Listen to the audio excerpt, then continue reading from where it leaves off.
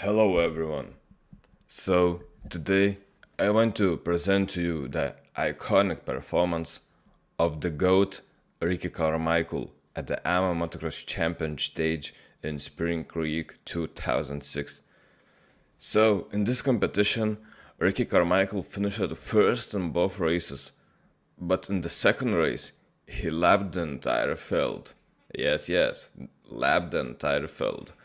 I don't know for sure, but at this level, no one has managed to repeat that. During the second race, it started to rain heavily, so the condition of the track became very difficult. Many riders fell and got stuck, but Carmichael flew on the track and did not make any mistakes. Already here, and even without a parade lap, the lights bikes have already rutted up the course. Carmichael out in front with James Stewart in second position. And wow, what a mess. I mean, if it was a Chinese fire drill, now it's a crapshoot. We saw the number 94, Brad Majewski. You can see what big jumps Ricky Carmichael does anyway. It doesn't matter if the track is wet or dry for Ricky. Not particularly a great mud rider. In fact, In the 2006 Outdoor National Championship season, Ricky Carmichael once again dominated all comers, including James Stewart, in winning 9 races and placing second twice. However, at the season final at Glen Helen Raceway, Carmichael suffered a bad crash while challenging James Stewart for the win, and was unable to finish the race. Carmichael had already clinched the overall championship at the previous round. So in the crash he sustained a shoulder injury and was unable to compete in the Motocross of Nations race in England. So he's pulled over on the very first lap. And everyone seems to have noticed it except... During the race, Chad Rich stopped in the mechanic zone to change his gloves and goggles because he couldn't see anymore because of the mud. And meanwhile, Ricky Carmichael didn't have any problem because there was no opposition from him in front. But after the end of the race, competitors appeared, which Ricky lapped, and many competitors stood on the track, unable to test and causing additional obstacles. But this did not cause any problem for Ricky to dominate. The motocross riders in the world have just sort of parked it together and can only look on in frustration. how over it are those two guys? They're just like, dude, I don't know, I'm stuck. What are you doing? Yeah. I'm stuck too. This sucks. Yeah. Yeah, just now Ricky Carmichael is just a... This race and the track was real hell for others. As you can see, James Stewart had a lot of trouble and lost a lot of power before leaving this part of the track.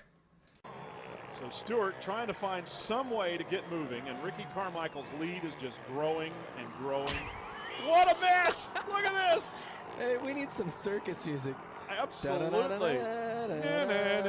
Some Three Stooges sound effects. What, you know, oh, this is too funny. Well, Reed finally gets, oh, I hate to laugh at the misfortune of others, but you know what? This is slapstick. I've never been so happy to not be racing motorcycles in my...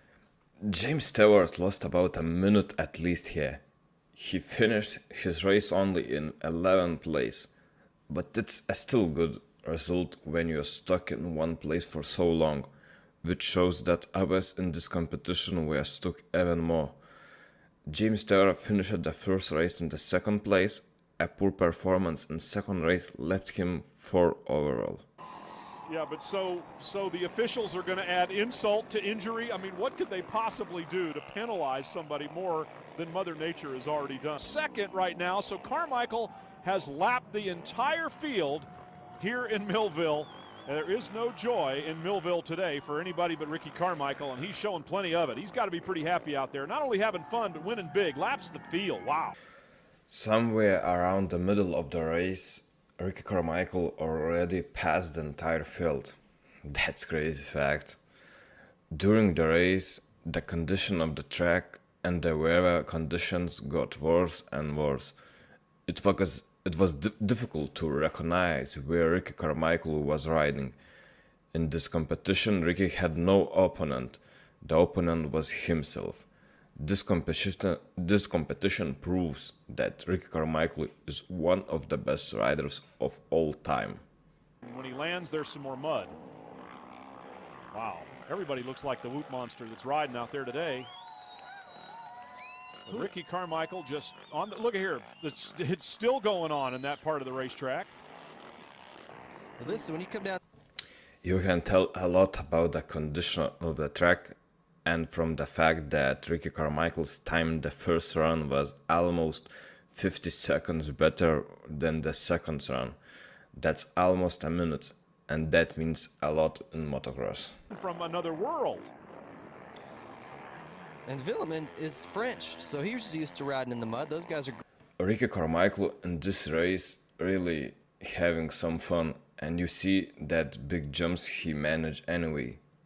Wow, he was beast that weekend. Have to happen in order for him to lose a one-lap lead. Look at this. It's so, oh, I hate to make analogies about it being looking like a war zone, but it certainly looks like a disaster area, that's for sure. At least for most of the riders. Add it all up, and Carmichael won his 10th AMA motocross title in 10 consecutive years, clinching all 10 before the last round. That surely ranks as the most unbreakable record in the entire sport. He also won his 5th and final AMA Supercross title that year, edging out Stewart and Reed in one of the sport's all-time great title bouts. All told, Ricky won 15 major titles in AMA Supercross and AMA Motocross, almost twice as many as the next closest champion in the books. And Ricky Carmichael has taken it all. He's going to stop and enjoy this one. Well, we got a little error with the front. For next weekend. Well, it's hard to believe he had absolutely nobody left on the track to the lap. Ricky, I'm going to call it straight out. 10 years ago, you absolutely sucked in the mud, and now take a look at this. For sure, I was terrible in the mud, and you know what? Just the hard work of Eldon Baker and me, you know, gave me a lot of strength, upper body, and the whole body, actually. And, you know, I can't say enough for Makita Suzuki.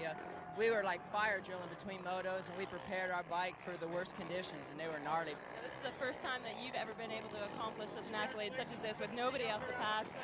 What's the feeling overall? What's the emotion going through you? I just wanted to do it. Like, man, I've never done that, and I just saw as a motocross racer to do that would be unbelievable. So I just kept driving, and was able to do it, and just super, super pumped, man. Congratulations. Thank you. Well, Villemin looks like he got dunked in a